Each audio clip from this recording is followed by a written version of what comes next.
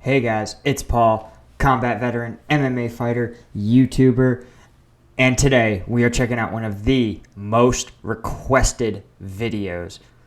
This is Helsreach. Let's get into it.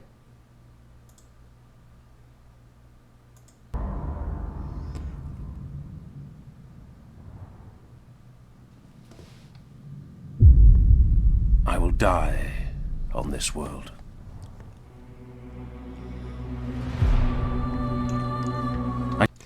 Just a heads up, if there are long interludes of song or music, I'm probably going to have to make some sort of overlapping noise or edit it out.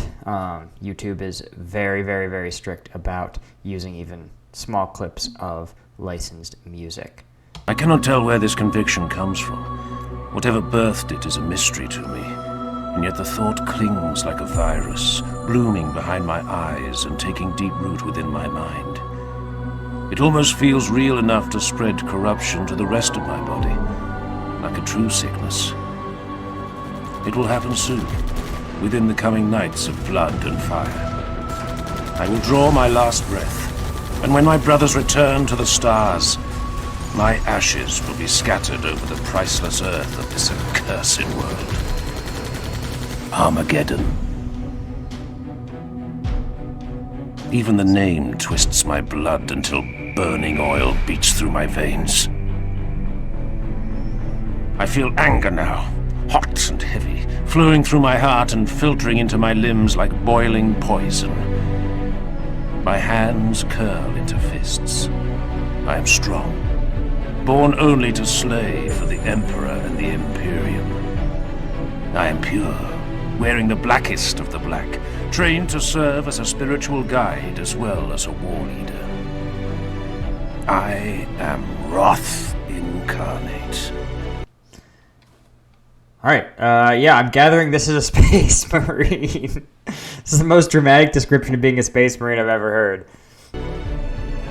Living only to kill until finally killed. I am a weapon in the eternal crusade to forge humanity's mastership of the stars. Yet strength, purity, and wrath will not be enough. I will die on this world.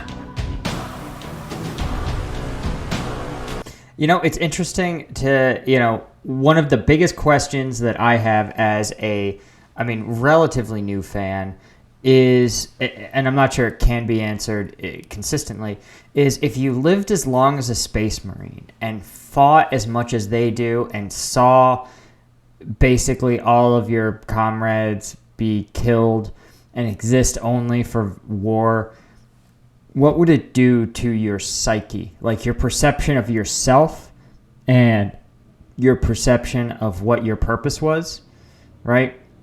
This character speaks as though he views himself as a tool, and the difference between dying and killing is pretty immaterial. Like, he almost sounds like he's depersonalized. I will die on Armageddon.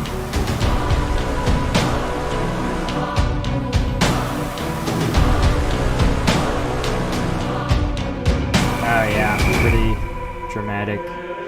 Helsreach, Volume 1. So much copyrighted music. Copyrighted music. YouTube, do not pull my copyright.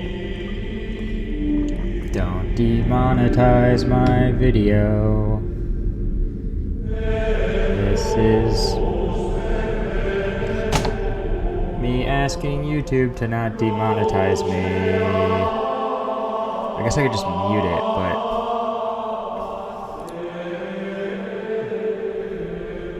it's all very dramatic. I appreciate their commitment to orchestral choir interludes.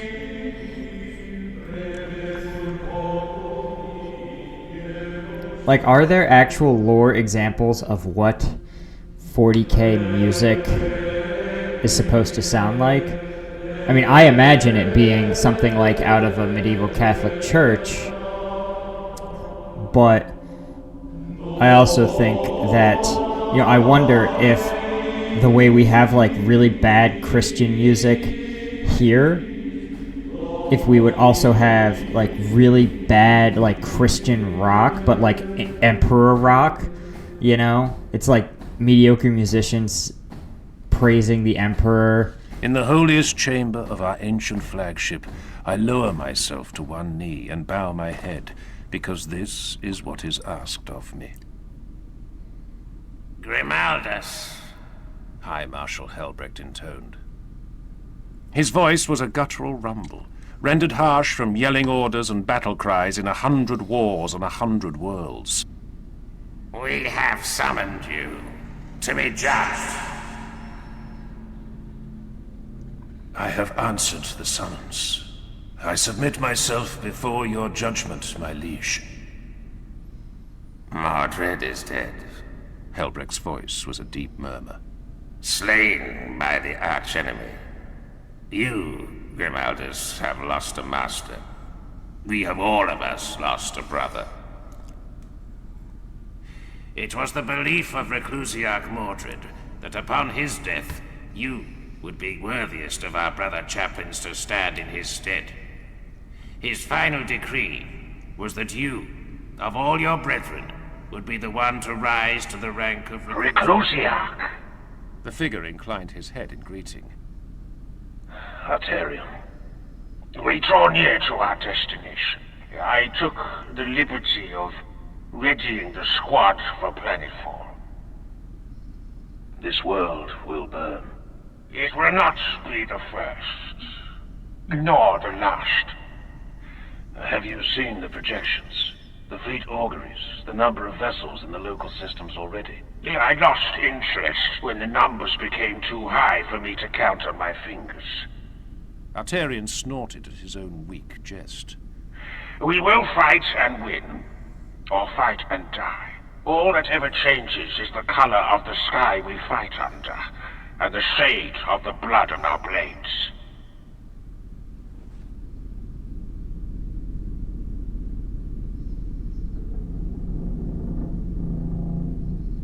My brothers' names are Arterion, Priamus, Cador, Nerovar, and Bastilan.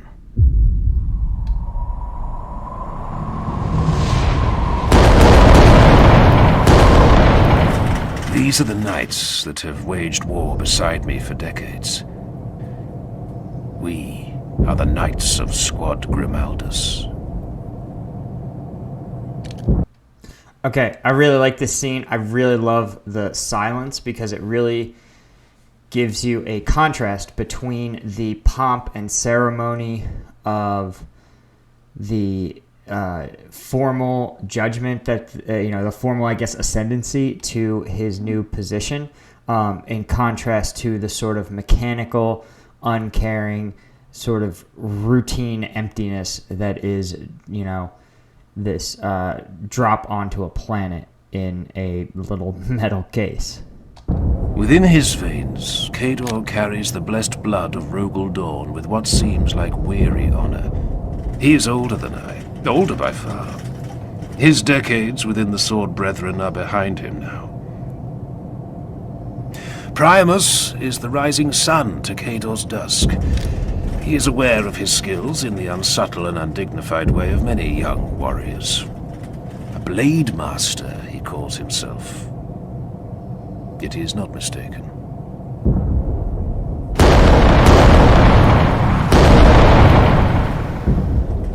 Arterion is... Arterion. My shadow, just as I am his. Yeah, somebody said that that Richard Boylen served in Afghanistan in the Canadian Army, and this has a lot... I'm getting a lot of vibes of being in an up-armored vehicle, actually, right? Kind of rolling along a rough road. Things are pretty quiet. There's nothing to really be said. You're just kind of watching out, and as you roll along, the different loose parts of your vehicle kind of shudder and vibrate a little bit, and that's about it, right? It's like both sort of, you have like a low-grade anxiety all the time, but simultaneously, you have this like really bizarre quiet, and this is actually really capturing that vibe really well. It is rare among our number for any knight to lay aside personal glory, yet Arterion is the one who carries my banner into battle. Nerevar is the newest among us. The squad required the presence of an apothecary. In the trials, only Nerevar impressed the rest of us with his quiet endurance. Bastilan is last. Bastilan, always the best and least of us all. A leader, but not a commander. An inspiring presence, but not a strategist. Forever a sergeant, never fated to rise as a castellan or marshal.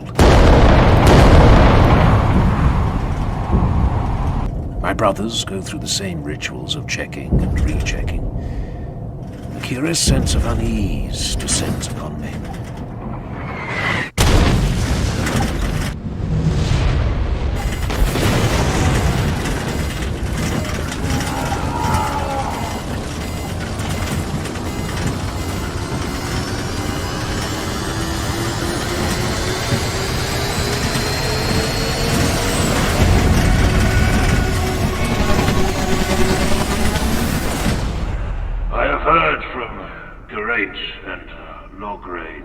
Sword Brethren, that there is talk of the High Marshal nominating you to lead a crusade. It is my belief, not merely the wish of your fallen master, that you should take the honor we offer you now. You have waged war at my side for 200 years, Grimaldus. Will you stand at my side as Reclusiarch of the Eternal Crusade? Yes, my liege.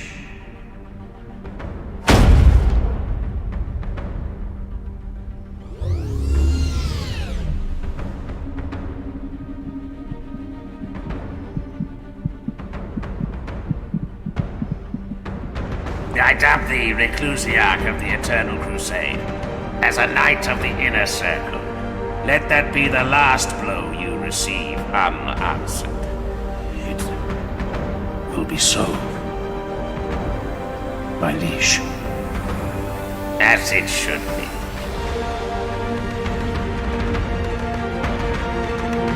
Okay, maybe this will be explained later. What is the Eternal Crusade for? Oh my gosh, they're Rogaldorn. Are they? They're not word bearers. Are they the Imperial Fist? Does that sound right?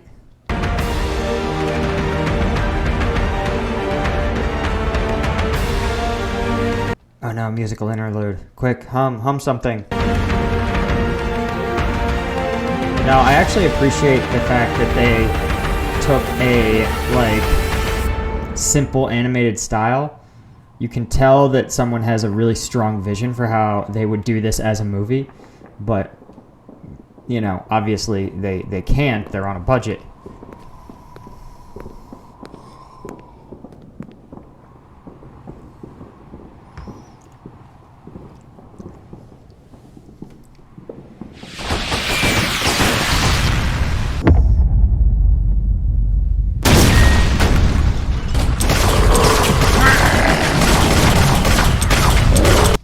Damn fungus. You always get that. I once had black mold in my shower, and it was really tough to get rid of.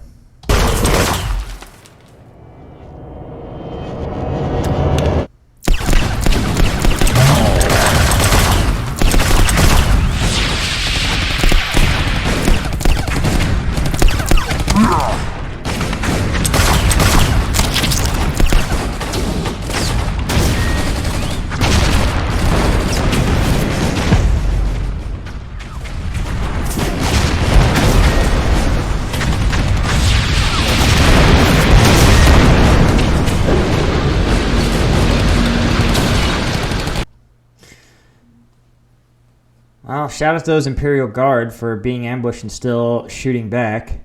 Cover would have been a good call, but you do what you can.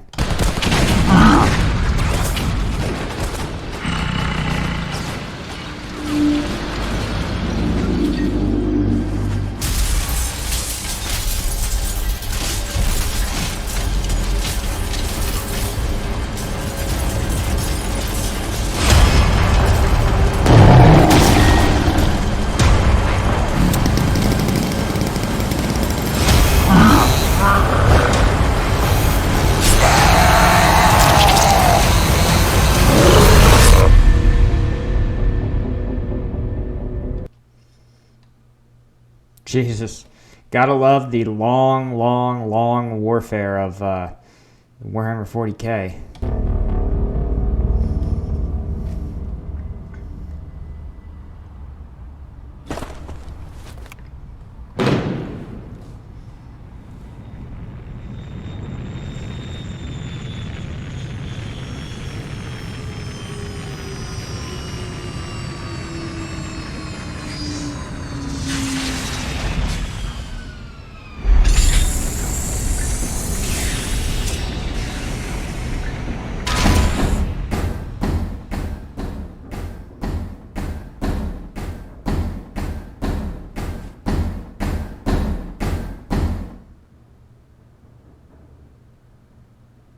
Are you Kirov? I am. We are the Emperor's Knights. We are the warriors of the Eternal Crusade and the sons of Rogel Dawn. I am Helsreach, High Marshal of the Black Templars. Oh, they're Black Templars, okay. With me is Bayard, Emperor's Champion, and Grimaldus, Reclusiarch. We come to offer you our blades, our service, and the lives of over 900 warriors in the defense of your world. Kirov stood in silence. 900 Astartes. Entire star systems were conquered with a fraction of that. I am glad to hear it. Welcome to Armageddon.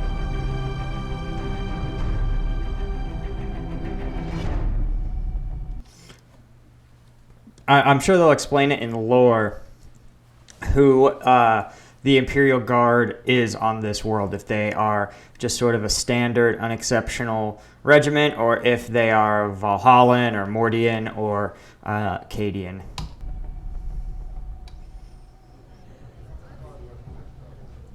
Hades' hive will not survive the first week. The man speaking is ancient, and he looks every hour of his age. Both piety and hate echo in his every word. His name is Sebastian Yarrick. Even we Astartes must respect that name. What is coming in system now far exceeds what has laid waste to the planet before. The other hives must be reinforced 1,000 times over. Hades will burn. At our best estimations, Battle Fleet Armageddon, the orbital defenses, and the Astartes fleets remaining in the void will be able to deny the enemy landing for 9 days. These are our best estimates. And the worst? 4 days. Once the orbital war is lost, be it 4 days or 9, our fleets will break from the planet in a fighting withdrawal. From then on, Armageddon will be defenseless beyond what is already entrenched upon the surface. The Orcs will be free to land whatever and wherever they wish. Who will lead the Astartes vessels? Given his seniority and the expertise of his chapter, High Marshal Helsreach of the Black Templars will take overall command of the Astartes fleets.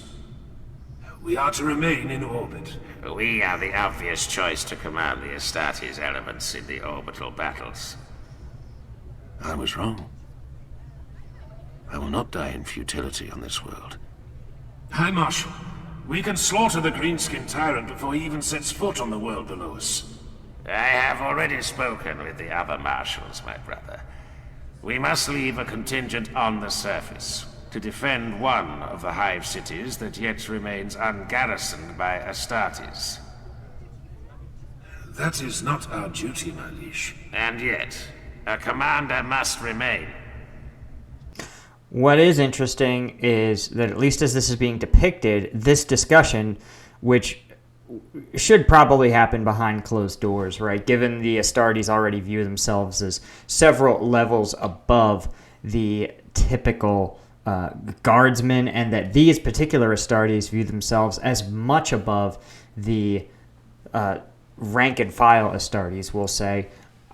Definitely this sort of debate between a commander and his deputy is best done behind closed doors. Less other elements, right, your subordinates or even the guard, get the sense that the Astartes aren't that confident in the plan. As we all know that when you have something as prestigious as an Astartes on your side, the morale boost, the confidence that it gives you is almost as effective as the Astartes themselves. So to see the Astartes act unsure, unconfident, uncertain would be a huge blow to that morale, right? Why not project certainty? And so when you have these discussions, as every good commander should have with their staff, right? And the staff should always feel, not always, but they should feel that at appropriate times and in appropriate venues, they can push back on their commander when they feel that their commander is making a mistake, but doing it in front of subordinates or allies is usually considered bad form.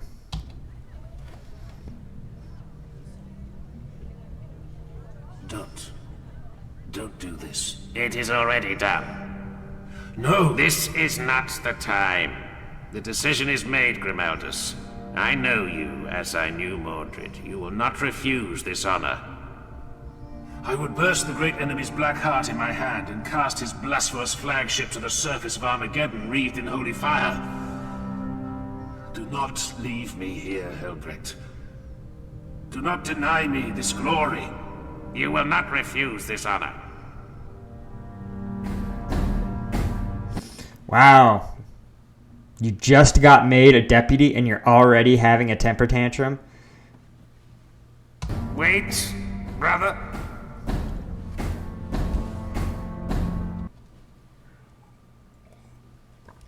Here's the thing.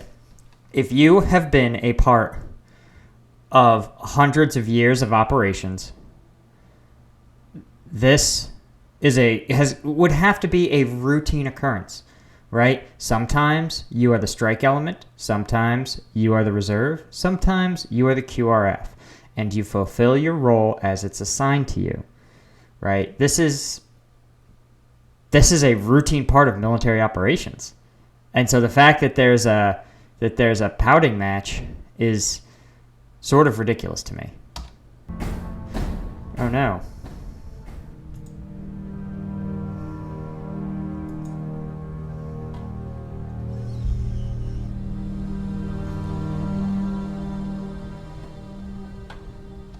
Yeah, that's why. I mean, shout out to Richard Boylen, right? This isn't written, as far as I can tell, written into the book. But there's a moment communicating the exact thing that I worried about, right? The guard has lost a little bit of confidence in the Astartes, right? That's what that look was. And to the director's credit, right? I don't know if it appeared in the book, but it did just appear in the editing.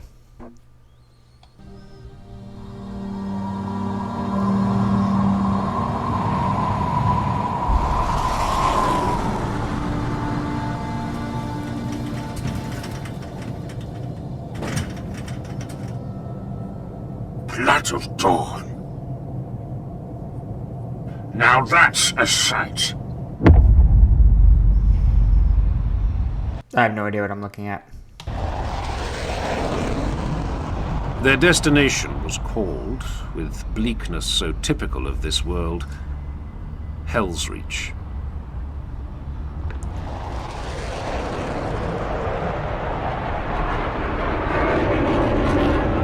We cannot be the only Astartes strength sent to this city. We will not be alone.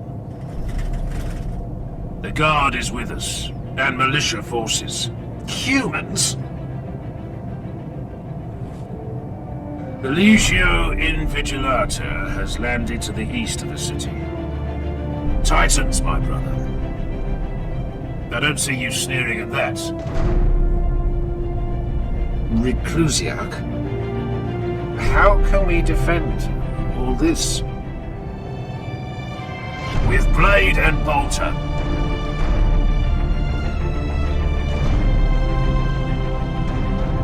With faith and fire. That translates to I don't have a fucking clue either.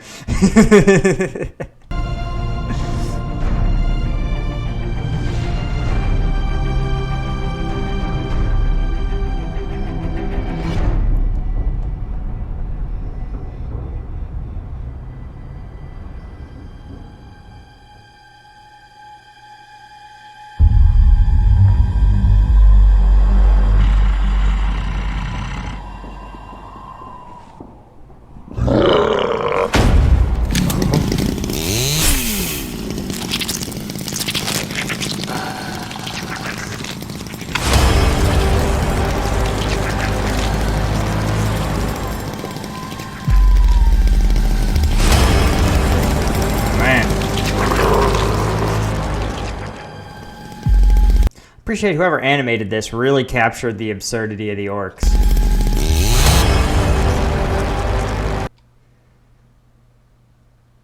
All right, well, I appreciate the fact that the humans aren't depicted as being, like, comically inept.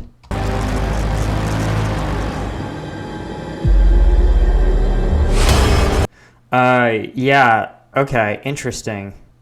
I mean, it's interesting and actually sort of telling that, like, it's very pretty classic, just a classic military move to have the, like, orcs be on planet, right? They're in Helsreach, but the high command doesn't yet know it, and the Astartes don't yet know it.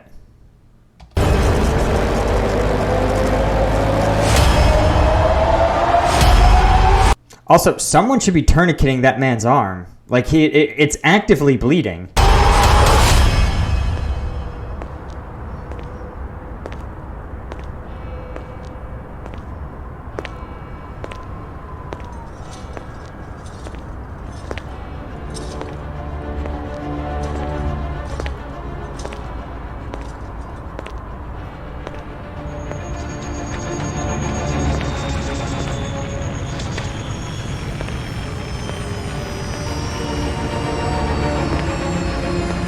Also, that's a pretty good depiction of what I imagine a servitor's like. Like, he looks like someone who is suffering immensely in the performance of this ridiculous task.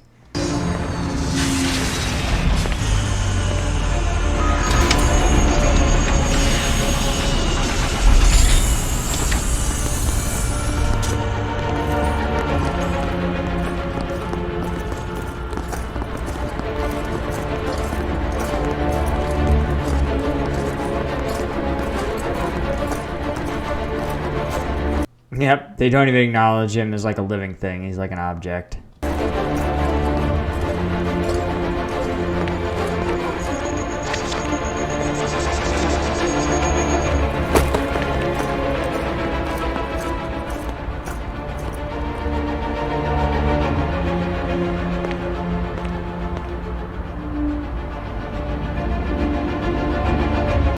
Yeah, that is really nice. It really does make you feel like you have an understanding of, like, the servitors. You know, you've just communicated that, like, without any exposition, right? You can tell it's a cyborg, you can tell it's treated as less than human, and you can tell it was a human, or is.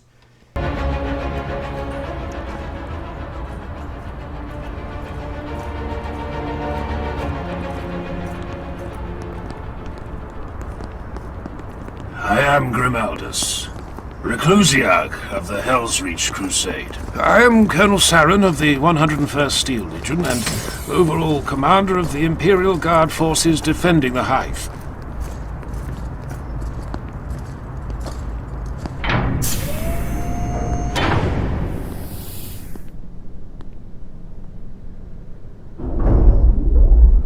Muted clicks could be heard every few seconds from the helms of the knights standing closest to him. Saren knew full well they were speaking with each other over a shared Vox channel. He didn't like it. Not at all. Who are these others? I would meet every commander of this hive, if they are present. They are present, sir. Reclusiarch. Not sir. As you wish, Reclusiarch. This is Syria Tyro, Adjutant Quintus to General Kurov. Commissar Falkov of my command staff. This is Major Mordecai Reichen, Second Officer of the 101st and XO of the City Defense. Commander Corton Barasath of the Imperial 5082nd Naval Wing. A pleasure to serve with the Black Templars again. You have served with the Knights of Dawn before. I have personally, 9 years ago on Dathax, and the 5082s have on no fewer than 4 separate occasions. 16 of our fighters are marked with the Heraldic Cross, with permission given by Marshal Tarrason of the Dathax Crusade. I am honored. Okay, so I will say this. If I were the overall commander, that would not be an accident, right? lead with a hand that says, hey, right, this is one of the commanders, but he is very familiar with the Black Templars, and he, you want to instantly do what you can to gain their respect, right? None of this, again, if it's like military officership in the modern world, none of this is an accident. The people they selected to meet him, the people they left out, the process, the where they met them, this is all planned. Though I imagine maybe the servitor wasn't, but maybe it was. Seth. The most honorable Moderati Primus Valian Casimir of the Legio Invigilata, crewman of the blessed engine Storm Herald. Moderati, you speak with the voice of your legion? A full battle group. I am the voice of Princeps Majoris Zaha Mancion. The rest of Invigilata is committed to other engagements. Fortune favors us that you still remain. We have much to discuss. Indeed we do. Interesting. It's interesting to me just to see, so one of the things that is really tough, and I, on a personal level, I've done a large number of joint, I'm calling them joint, they weren't officially joint, but it would be multi-component, multi-agency, multi-unit type operations, right? Units that are not normally under the same chain of command being under yours, or at least expected to work extremely closely with yours. And it's really sort of a challenge to quickly build rapport, establish roles, and determine who is bringing what to the table. And again, one of the things that is sort of really tough is that within the military, egos are really big. And I always tried to make an effort to be as generous as possible, have as many people owe me favors as possible, and to give people as much opportunity to play as possible, right? I tried to have the things I wanted to achieve, right, within the mission, and as broad as possible, keep them as broad and simple as possible. And then if people had ideas that they wanted to do or thought were best that weren't going to be actively harmful, I was like, okay, right? As long as there's not anything that's going to be particularly wrong with it, I had no problem.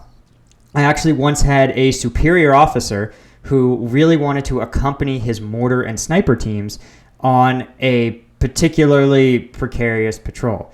And he was like, hey, I really want to be out there with them. I would just feel better, right? And he's like, I am putting it in writing, this is your operation, you're in command of it. I just want to have command over my guys. And I was like, you know what? No problem. Here's a guy who at least understands my concerns, right?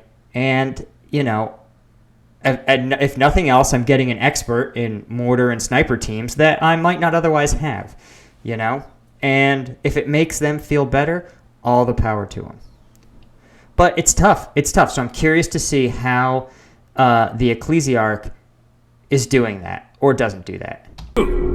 This way, if you please.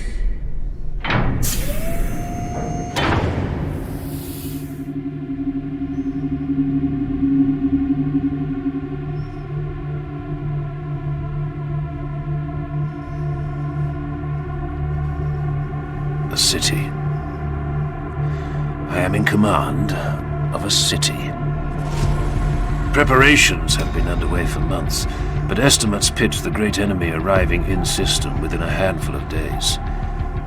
The hours pass in a blur of statistical outlays, charts, hololithic projections, and graphs. Yeah, that sounds like the military planning that we all know and love. The food supplies for the entire city.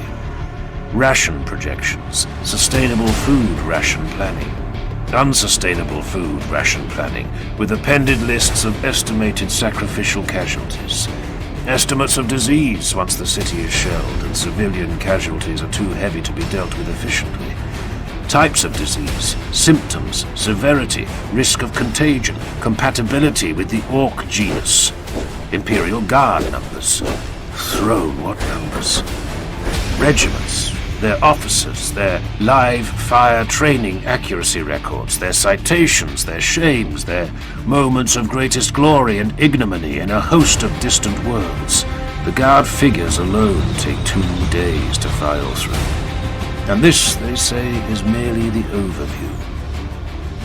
Coastal defenses, walls and turrets and anti-air towers, and trade requirements and union complaints, and petitions arguing over docking rights and warehouses appropriated as barracks for soldiers, and complaints from merchants and dock officers, and... And I endure this for 9 days. This is maybe my favorite, my most favorite part of maybe all the Warhammer lore I've seen so far, is just to capture a few days of fortifying a city. Just the scale and sense of what exactly it would entail, what a billion lives entail, right? Like what, just for a billion lives to exist, you know? And to be like, okay, just to make a routine change, let alone a tectonic change into the way your city is run, requires so much work. And you can imagine that in order to compile these statistics and distribute the orders and to make any adjustments, you have to factor in 100 other things. I mean, it's so classic. This is how big agencies have to be run, and it's how they have to think. And it's so hard for one person with one limited span of attention to do it. You know, it's why they always say that if you want to influence a leader, influence their chief of staff. And that's because that the chief of staff controls the attention of that leader. Chief of staff decides what gets the most airtime with the commander. So it's just a fascinating, I love that they took the time to acknowledge the multi-layered complexity of this. It's great. 9 days.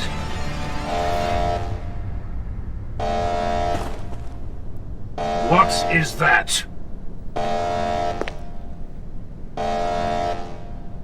Throne of the God Emperor.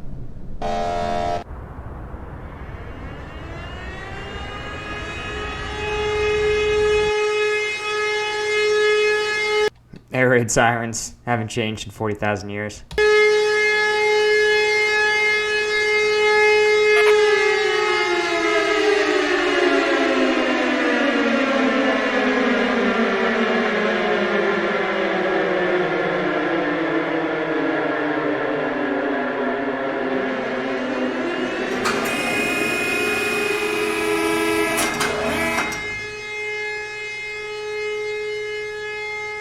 People of Hive Helsreach, do not be alarmed.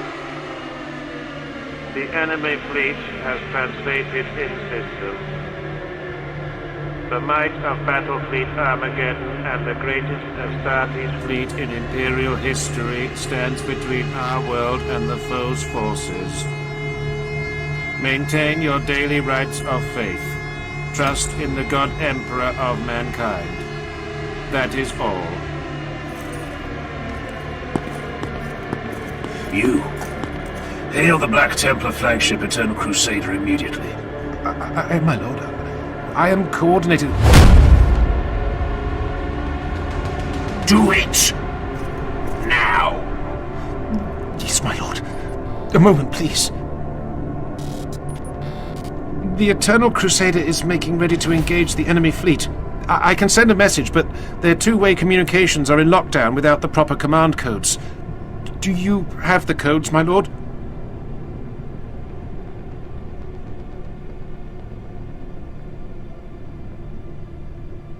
I am being a fool.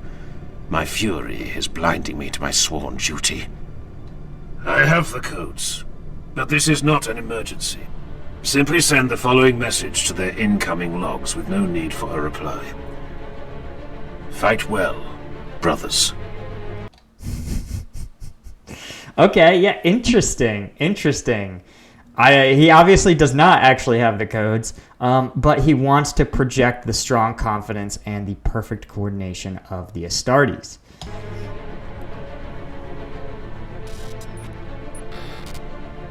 Sent, Lord.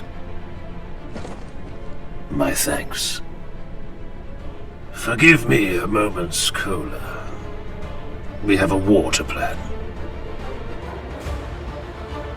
Until their dying nights, the warriors of the Helsreach Crusade bore their lamentations and rage with all the dignity that could be expected of them. But it was no easy feat.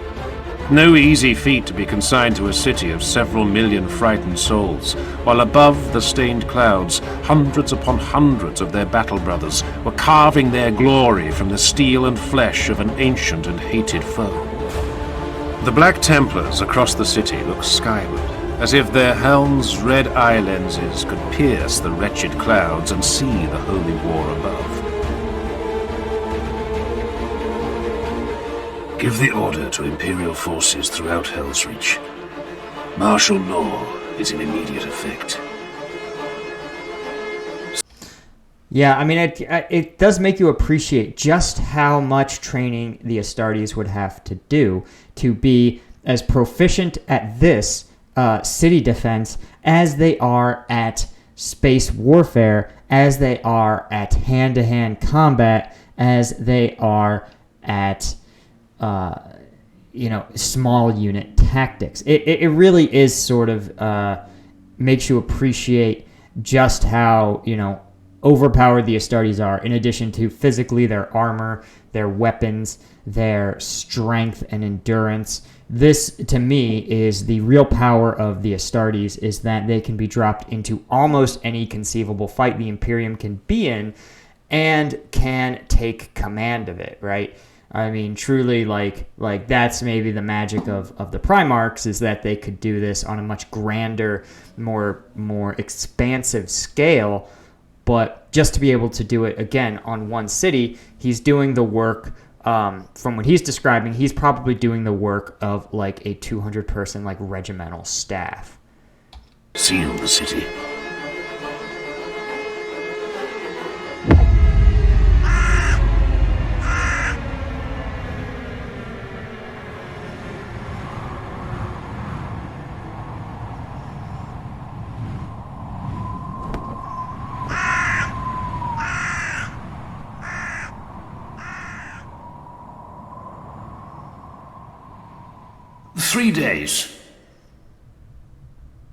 In 3 days, they will decide if they are to come to our aid or deploy along the Hemlock River with the rest of their legion. There's a chance they will not even walk in our defense. So it seems.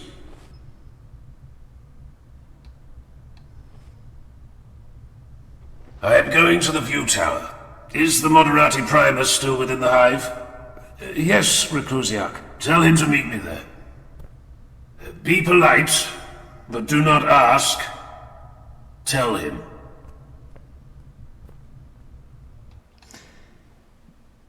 Yeah, this is one of the things I talked about in my earlier videos. It's really hard when units don't actually have authority over one another, right? And, there should be some sort of planetary defense commander who decides where these units are deployed. And, yeah, again, perhaps there are, and, but it shouldn't be on the legions themselves to decide where they go. There should be someone doing an overall planetary strategy. And it sounds like there is one, like a system-wide strategy. But then there should be a layer of command, right? You can see that there's a missing layer here as the Legion and the Astartes try to coordinate on a planet-wide level.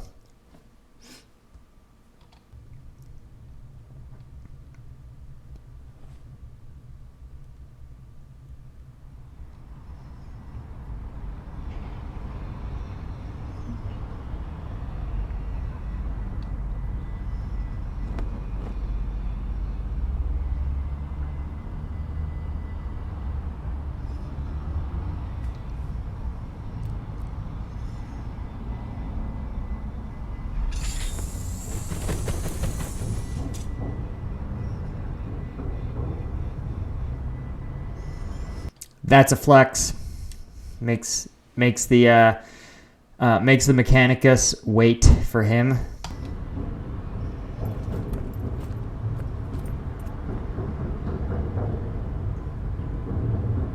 This is the greatest of Armageddon's port cities. We are about to be assaulted by the largest green-skinned breed Xenos invasion ever endured by the Imperium of Man.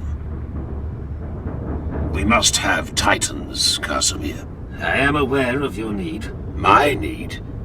It is the Hive's need. Armageddon's need. As you say, the Hive's need, but I am not the Princeps Majoris. I report on the Hive's defenses to her, and the decision is hers to make. The Invigilata has received strong petitions from other cities and other forces. I must speak with her. If you wish, I could perhaps arrange a conversation over the Vox.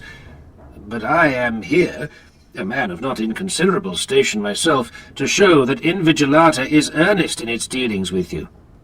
I appreciate that. I am not blind to your rank. Tell me, Moderati, is it permissible to speak with your Princeps Majoris in person? No, Reclusiac. That would be a violation of Invigilata tradition. Your objection is noted, and duly ignored. What? Artarian, ready the Land Raider. We're going out into the wastelands.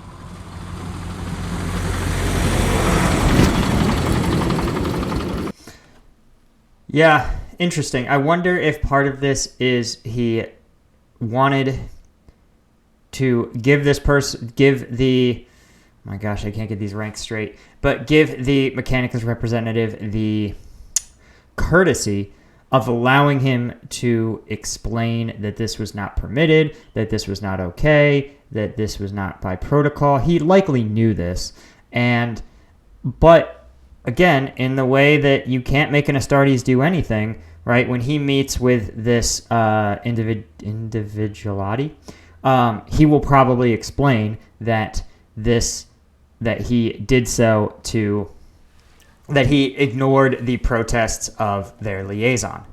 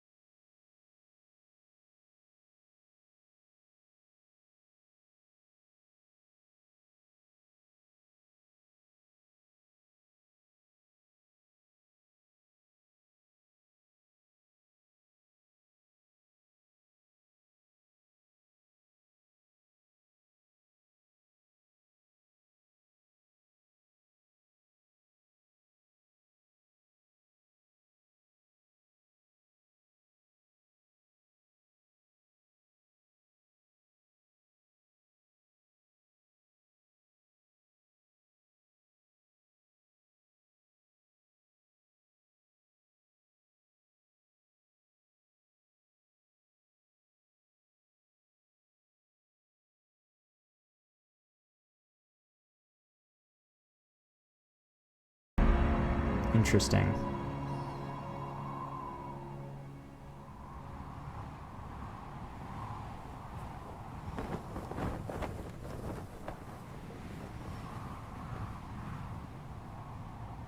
I am Grimaldus, Reclusiarch of the Black Temple. Your identity is known to us. The next time I am interrupted, I will kill one of you. We are not to be threatened. Neither are you to be addressed. You are nothing. Slaves, all of you. Barely above servitors. Now move aside. I have business with your mistress. We are not to be ordered into submission. We are to remain as duty demands. I will speak with the Princeps Majoris of Invigilata, even if I have to shout up to the cathedral itself. Reclusiarch, must we bear this foolish indignity?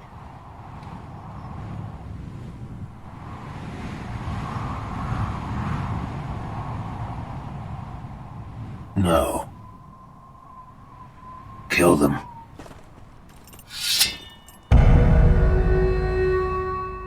I wish to speak meet with the intruders.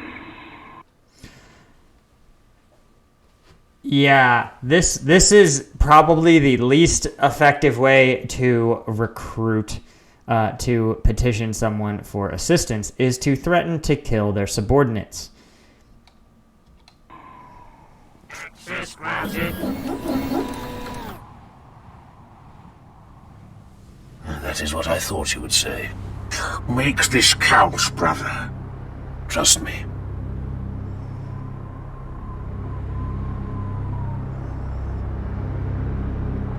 See, one of the things that's always interesting is when you have highly regimented or highly protocolized interactions, like it seems that a lot of these forces have, that instead of threatening each other, right, usually these things are done using very subtle cues. In the real world, it would be much more diplomatic. He would communicate that he is livid, right? And honestly, if you are aware that a high-ranking Astartes is coming to visit you and you meet them with very low-ranking officials, it is seen as a huge screw you, right? This is really common in diplomatic channels, where if you send a high-ranking secretary and they are met by a undersecretary to the undersecretary or deputy undersecretary, it's seen as being a huge dismissal, right? But even though the two interactions may be perfectly pleasant, right, because of the ritualization, you learn about, you receive another message through subtext.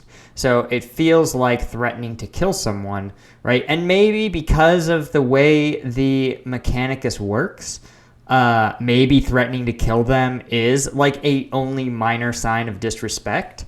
It's tough to say. I imagine, right, that things like the number of people you bring with you, right, the fact that in a universe where Astartes are extremely rare, the fact that 5 will show up to speak with you in person is either a flex or at least a demonstration of their level of seriousness.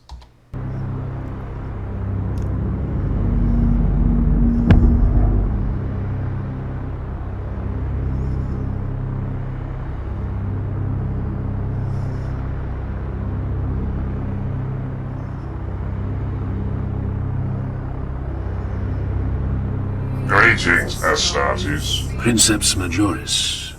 An honor to stand in your presence. Waste no time on pleasantries. Storm herald wits, and soon I must walk. Speak. I am told by one of this Titan's pilots, as an ambassador to Helsreach, that Invigilata may not walk in our defense. This is so. I command 1/3 of this legio. The rest already walks in defense of the Hemlock Legion. Many with your brothers, the Salamanders. Do you come to petition me for my portion of mighty Invigilata? I do not beg, Princeps. Okay, this is a lore exposing my ignorance to the lore. So I know Titans are often commanded by more than one person who's psychically linked to the Titan. And so when he says 1/3 of the Individualata, I'm not totally clear on whether they're describing other Titans within their unit, or if they are saying literally, I command 1/3 of this massive Titan, and there's 2 other individuals of equal rank to me within this Titan who are also controlling it.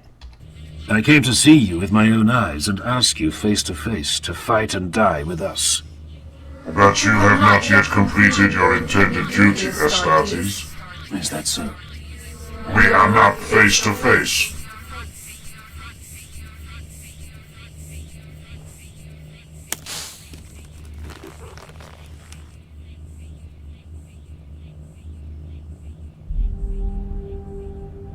You have very kind eyes. That's something that no Mechanicus would ever say. What is your name? Grimaldus of the Black Templars. Now we are face to face, Grimaldus of the Black Templars. You have been bold enough to come here, then honor me with your face. I am no fool. I know how rare it is for a chaplain to reveal his human features to one not of his brotherhood. Ask what you came to ask, and I will answer.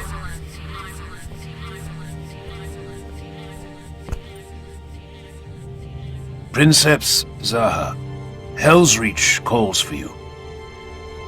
Will you walk?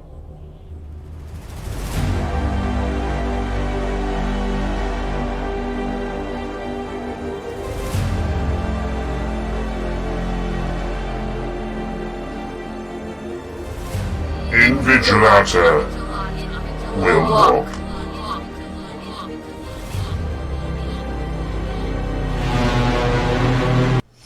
Interesting.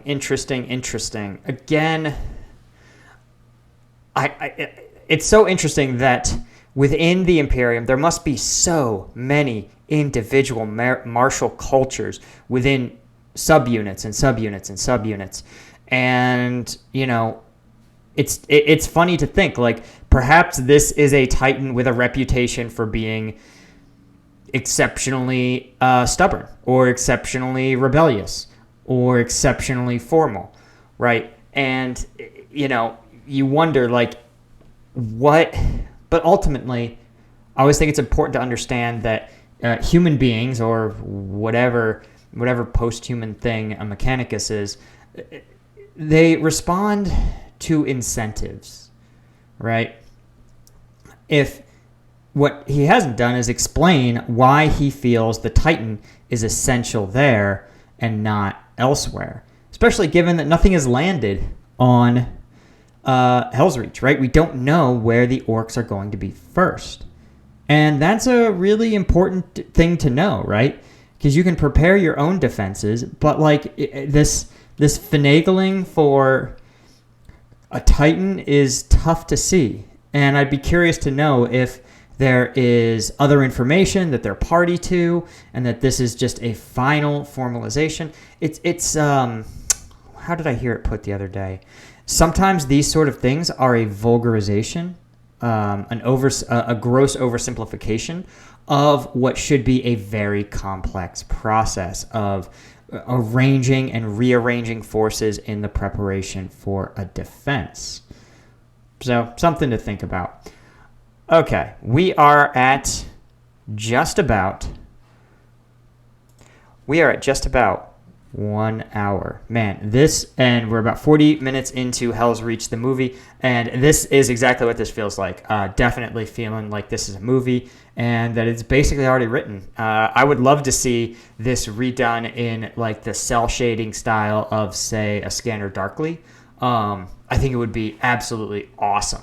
And it seems like that's pretty close to already done here. So this has been an absolute thrill, and I'm really excited to see where this goes. So guys, thank you so much for watching. Of course, be sure, check out the merch store, right? Got lots of cool merch. Got the link down below. Check out the second channel. And check out the Instagram, right? That's the best way if you want to shout me out. And, of course, be sure to keep your eyes peeled. I try to stream more or less every weekend now. So until next time, I will see you guys later.